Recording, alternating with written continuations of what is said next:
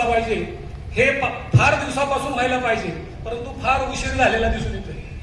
कारण याच्या अगोदर बऱ्याच वेळा पंचायत समितीत पण अशा गोष्टी घडलेल्या आहेत.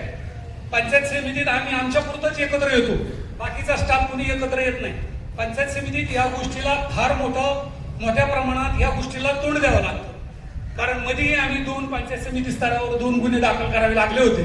इच्छा नसताना ऍक्च्युली आपण काम करताना आपण समाजाची कामं करण्यासाठीच एकत्र आहोत, आपण त्यांची सेवा करतोय.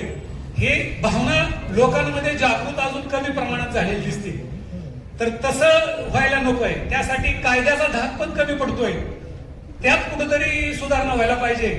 आणि असं पण मी लोकांना जनतेला सांगू इच्छितो कर्मचाऱ्यांच्या वतीनं की आमचे कुठेतरी केस बांधलेत, आम्हाला कुठेतरी काहीतरी बाबा आम्ही गुंतलोय, आम्हाला काहीतरी रिस्पॉन्सिबिलिटी आहे, जबाबदारी आहे. यामुळं आम्ही कर्मचारी आपणाला काही कुठल्या गोष्टीत विरोध बोलत नाही किंवा कुठली गोष्ट करण्याच्या भानगडीत पडत नाही. परंतु याचा अर्थ असाही नाही की कर्मचारी काहीच करू शकत नाही. कर्मचारी सर्व काही करू शकतात, परंतु या गोष्टीमुळे आपण नेहमीच माघार घेतो. आता पंचायत समिती स्तरावर बोलायचं म्हटलं तर खूप मोठ्या प्रमाणात माहिती अधिकार कार्यकर्ते आमच्याकडे आहेत. बर, खरी माहिती त्यांना कुठल्या गोष्टीला वापरायची असते हे सुद्धा माहित नसतं. नुसते अधिकार द्यायचे, त्रास द्यायचा, पैसे मागायचे, बरीच उदाहरणं आहेत. त्याच्याबद्दल काय म्हणजे जास्त सांगायची गरज नाही. पण यापुढं असं इंदापूर तालुक्याच्या ग्रामस्थांनीच यात लक्ष दिलं पाहिजे, आपल्या कर्मचाऱ्यांनी लक्ष दिलं पाहिजे आणि सर्वांनी असंच एकजुटीनं नेहमीच कुठल्याही शासकीय कर्मचाऱ्यांना असं काही झालं तर एकत्र येणं गरजेचं आहे. आणि मी तशी अपेक्षा व्यक्त करतो आणि या निंदनीय हल्ल्याचा मी निषेध व्यक्त करतो.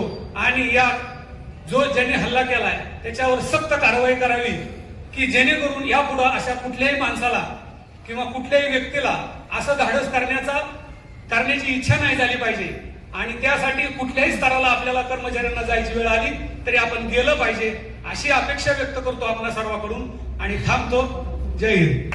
3च्या सर्वसाधारण फील्ड लेवलच्या कर्मचाऱ्यांवर तर किती दादागिरी करून त्यांच्याबद्दल खंडणी मागणी करून त्यांच्याकडून जर खंडणी नाही दिली तर वेगवेगळ्या कार्यालयाकडे अशा कर्मचाऱ्यांना तक्रारी अर्ज देऊन वेठीस धरणारे लोक, नाव त्यांचं सामाजिक कार्यकर्ता, खंडणी मागणी करणारे ही नराधम डायरेक्ट तहसीलदारांना मारहाण करतात. म्हणजे ही एक खेदाची गोष्ट आहे.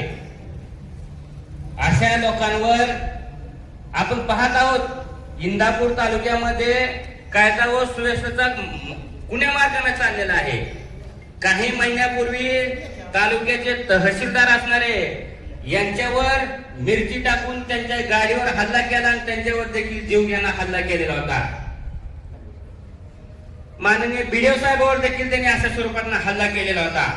आपण काही वर्षापूर्वी बघितले की तहसीलदार जे ड्रायव्हर असणारे वाहन, शासकीय वाहन, त्या शासकीय गाडीवर गाडी घालून डायरेक्ट ड्रायव्हरला म्हणजे वाहन चालकाला जीवन खलास करून टाकलं. म्हणजे किती एकदम गोष्ट अवघड झालेली आहे.